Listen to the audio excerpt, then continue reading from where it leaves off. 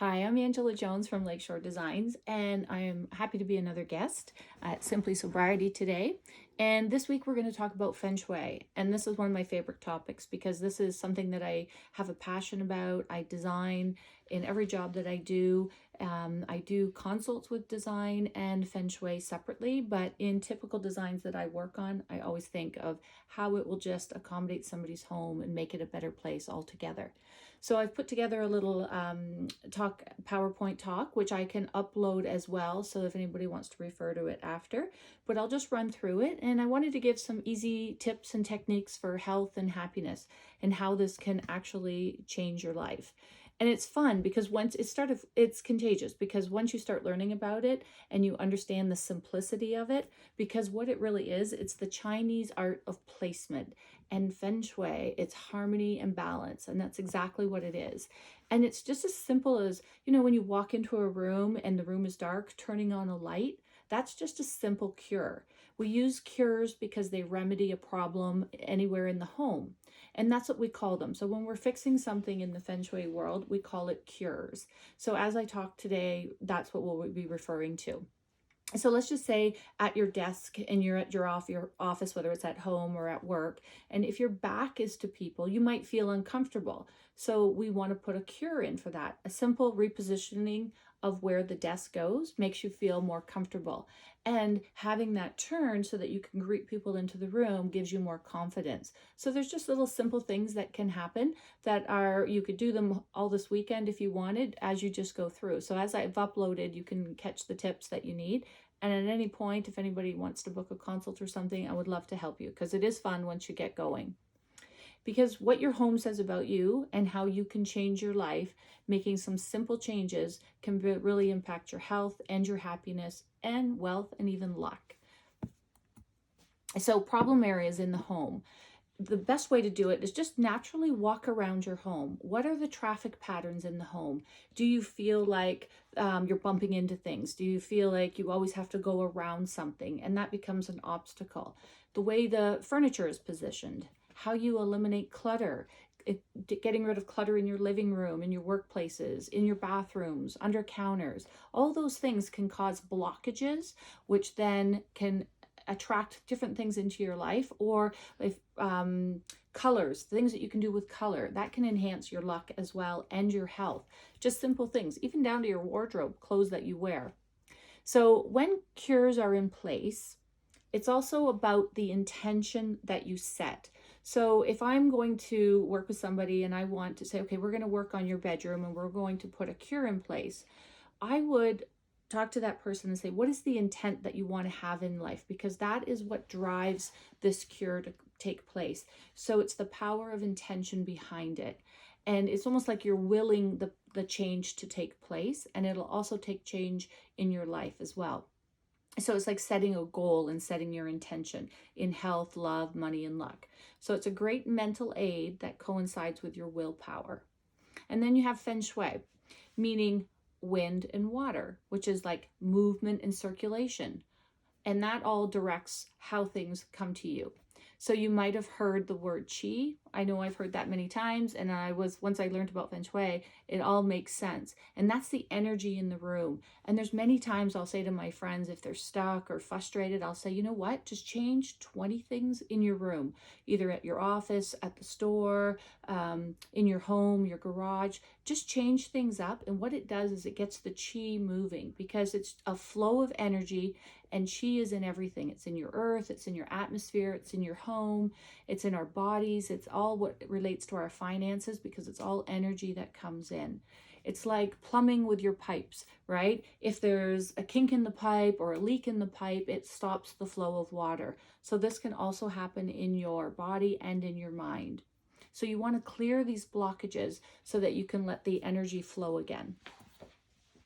So having qi can also work in the adverse effects. So you might have too much energy, which causes maybe money to go out too quickly, or relationships may feel unsettled. Tension may disrupt your health.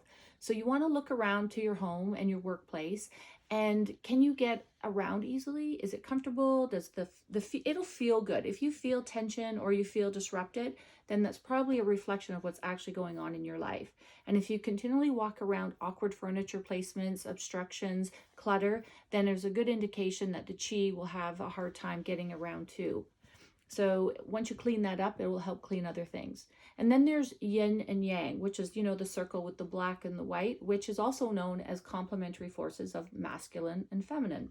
So yin is the feminine and yang is the masculine. So neither can exist without the other, which creates balance so that you can neither have a dominant force. So that gives you a sense of harmony and balance. So yin force it's very present in darkness, water, silence, and curved shapes. And then you have yang, which is the force of light. You have fire, noise, sharp lines, and bright colors. So yin is restful and yang is stimulating. So look around your home. Is there more than one of the other? And otherwise, because it can counteract either by adding in its opposite. So if you have too much yang, then you want to add some yin, and vice versa. And then there's the 5 elements. So you have fire, earth, water, wood, and metal. And common sense, if you imagine the colors of these, so fire is red and orange. It creates electricity. The shape what represents fire is triangle. And then cures in place can be adding in candles, a fireplace, your stove, electronics, and lighting. And then earth is your browns and yellows, which you might find in bricks and stones and tiles. And then you have masonry, marble and tile, and pottery for earth. Water is black or dark blue, and that could be in a form of glass as well. And it's usually a wavy or a regular shape. And you might have sinks and tubs and toilets. An aquarium would be a cure for water, a pool, a little mini fountain as well, and any glass items. And wood would be the greens, the blues, and you would have wood, paper, and then there's the shape of a rectangle is for wood, plant, wood items, and books. And then for metal, you would have whites and grays. And metal usually represents like money and silver, things like that. So there's round, oval, you've got pots and pans, silverware, appliances, metallic finishes. And those are good references to use when you need to up an area or take down an area. And then what does your home say about you? And this is one of the key things. And I think we did touch on this on the last seminar, but clutter, confusion, and blockages. So if you see that you've got a lot of that going on, or you feel blocked or limited in your life, check out the clutter, see what's going on. And check out the area of your home where this happens, because you might have one area of your home that is super clean and organized, but it might be 1 or 2 rooms that are cluttered. So at the end, I've shown you like a map chart of how you can understand the placement of your house, and look in that area and go, oh, that's why everything seems out of sorts. So it's a good way to be able to organize that space.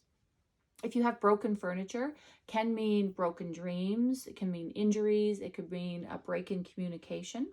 Doors and windows that stick is a good indication there might be something that you're stuck, an area in your life where that is stuck. So if it's in one of those rooms, check out the chart and go, oh, geez, I might be stuck in my career, or I could be stuck in a relationship. And another one is dead plants. That could be lifeless. So you can see how this works. It just kind of resembles what's happening in one area. You can check. So for the bedroom, overcrowded. Maybe there's a lot of stuff going on. Cluttered. It might interfere with intimacy. Do you have too many family photos? Do you feel like people are watching? So those are the little tricks that you can learn once you understand it. So here are some quick tips. So for the front entrance, definitely clear anything that obstructs the access to your front door. Have adequate lighting so that the entrance is very visible. Keep it in good repair, your steps, your doorbell, your mailbox, so the door opens easily. And then paint the front door a really nice, fun, eye-catching color. And once inside, what does it feel like? Is it constricted? One way, if you have a really small area, and you want to make it feel larger, hanging in a nice landscaping piece of art that has some depth to it makes the space feel much bigger. And you have to be careful about not placing mirrors at a direct right at your front door, because sometimes the energy that comes in, if the mirror is there, it can push it right out. So you have to be very careful on where you place these mirror items to direct the chi. And if you have a very cluttered entrance, you might want to direct the chi that might go up the stairs, so that it gives energy to that part of the home. Instead of, if you have a split level, is sending the energy down when maybe you need more energy coming up.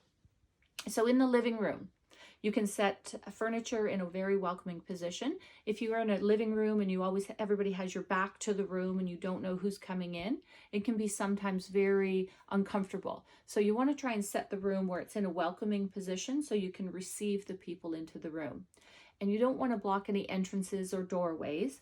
And I like to set it up where you have conversation areas, because then it generates social activity. And you want to keep the pathways clear to easily open windows, closets, and doors, and that allows things to enter into the room. And I like to have various lighting for reading and overhead lighting as well, because then it allows it for a comfortable space to be hanging out in that living room. A good way to activate your social life is add 3 pillows onto a sofa, because it activates. As you see down at the end, I've given you a number chart which will tell you what 3 means. And if you feel like you've got a lot of stuck energy, just by ringing a bell in the corners of the room, I could walk around and you can ring a bell at the bottom of the floor, up to the top of the floor, and in each corner.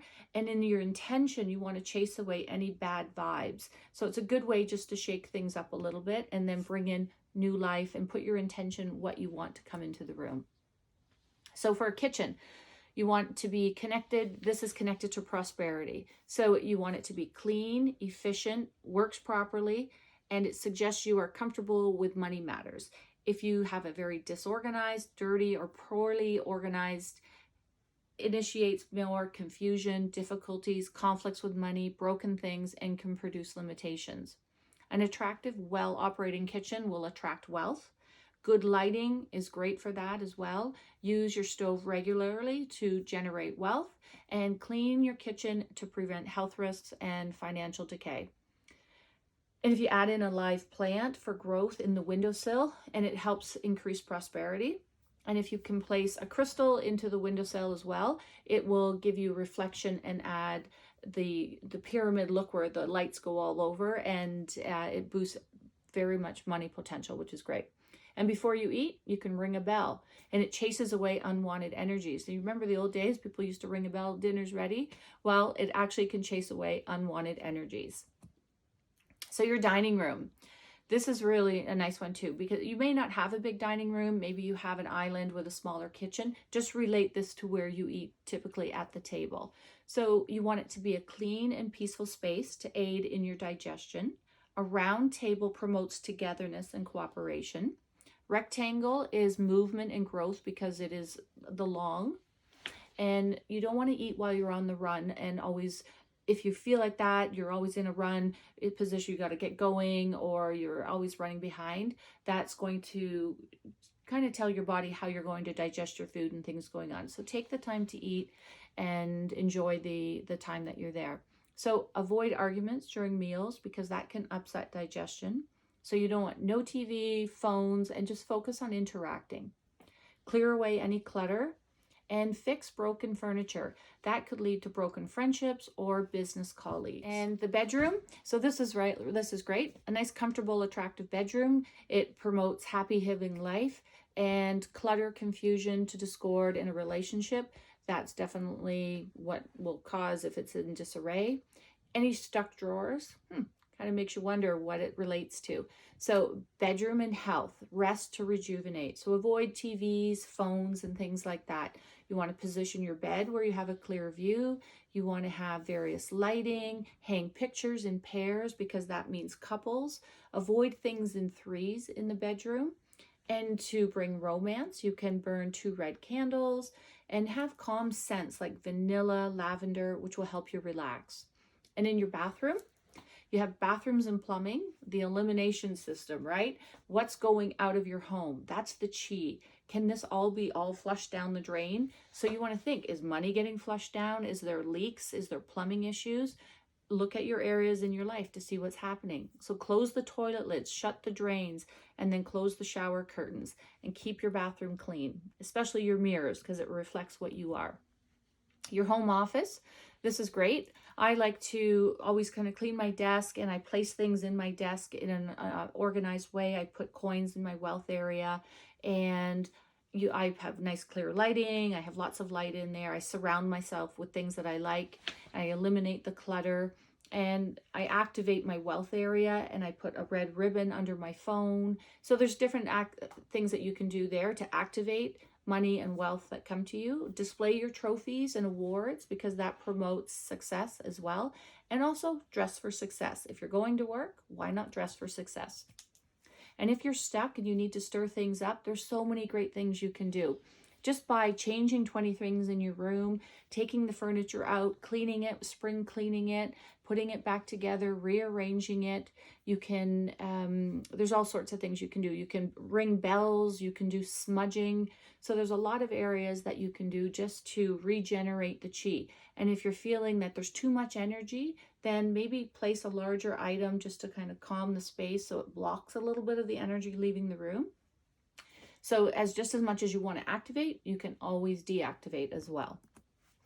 And here's the chart on numbers that I was going to talk about, which you'll see at the end, and it can be downloaded.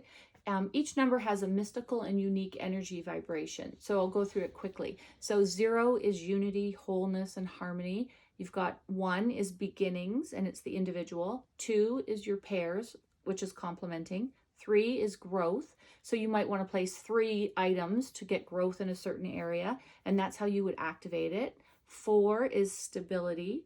5 is change and activity. 6 is cooperation.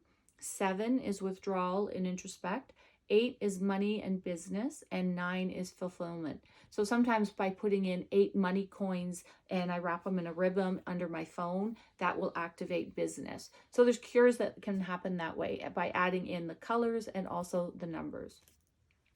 And this is a whole nother seminar together, but this I just wanted to share with you is the Bagwa Map. And you have areas in your home and you would be color coordinated, but there is a 9 square area where you'll have wealth, fame, relationships, family, health, children, community, knowledge, self-cultivation, career, and travel, and helpful people. And then what you do is you actually take this little map and you place it on a floor sketch of your home or your desk, wherever you want to activate the wealth in your area. Or if you find that maybe in your wealth and prosperity area, it might fall into a very cluttered garage area, then it's a good way to say, oh, wow, that's where we need to clean up. So that there's a lot of research out there that you can do on that. But just to give you some quick tips, I thought I would share that. And it's a really interesting, fun way to add color and just have a few changes that can really enhance your life. So I really appreciate you watching, and any questions, always reach out at info@lakeshorehd.ca. So thanks for watching.